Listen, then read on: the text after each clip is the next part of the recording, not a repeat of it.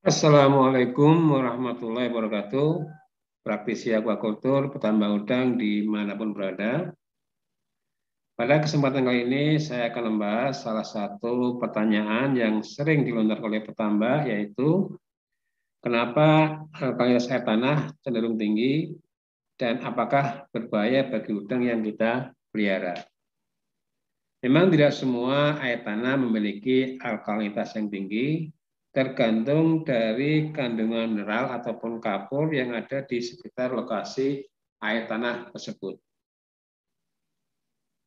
Kalau kita bicara tentang air tanah, tentu tidak lepas dari air hujan, ya, di mana air hujan ini merupakan sumber dari air tanah ini mengandung dua senyawa.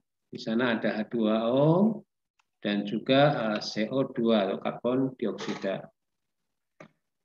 Air hujan akan masuk ke dalam tanah, ya, di mana pada proses ini juga nanti ada penambahan CO2 dari aktivitas mikroorganisme atau respirasi dari mikroorganisme tersebut, ya, di mana nanti H2O dan CO2 nanti akan berpengaruh terhadap terbentuknya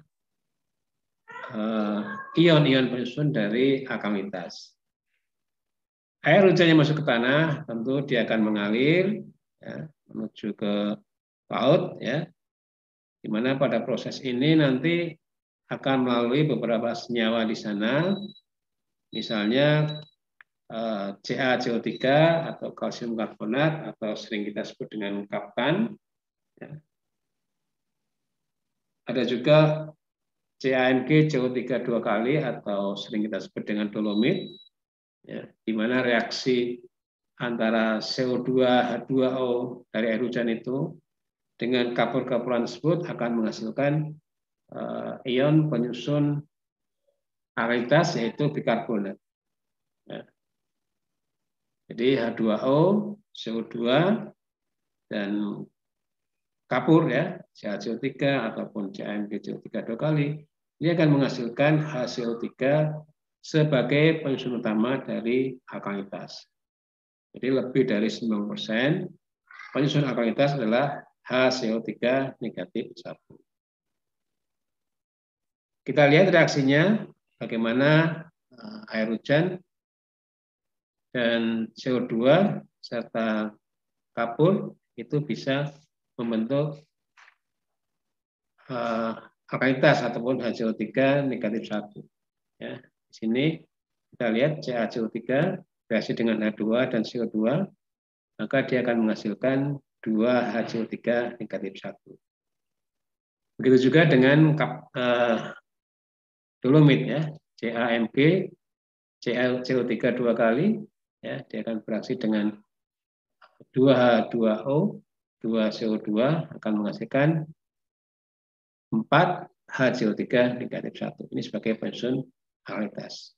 Jadi dari sini jelas bahwasannya air tanah itu mengandung alkalitas yang cukup tinggi dari HCO3 negatif 1. Meskipun kadang nanti permasalahannya adalah Ca dan Mg-nya itu ataupun Hs-nya itu akan rendah.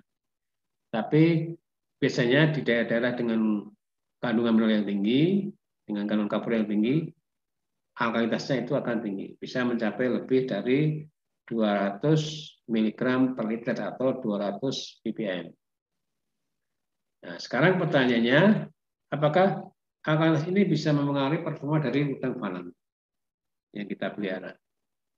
Jadi memang beberapa kasus menunjukkan bahwasannya alkalitas yang tinggi ini tidak berpengaruh secara signifikan terhadap performa dari udang faname itu, baik pertumbuhan maupun hasilnya. Nah, ada satu penelitian yang mendukung pernyataan tersebut. Ya, kita lihat di sini.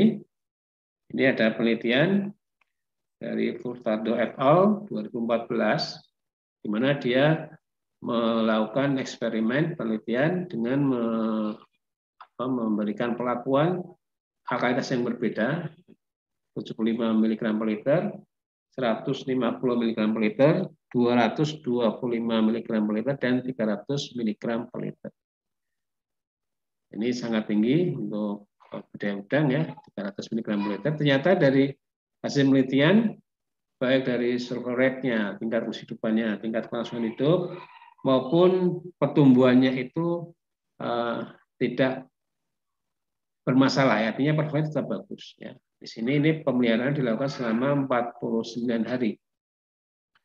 Kita lihat di sini SR-nya ini masih cukup tinggi di 300 mg per liter, ya, masih 91%, ya, di atas 91%.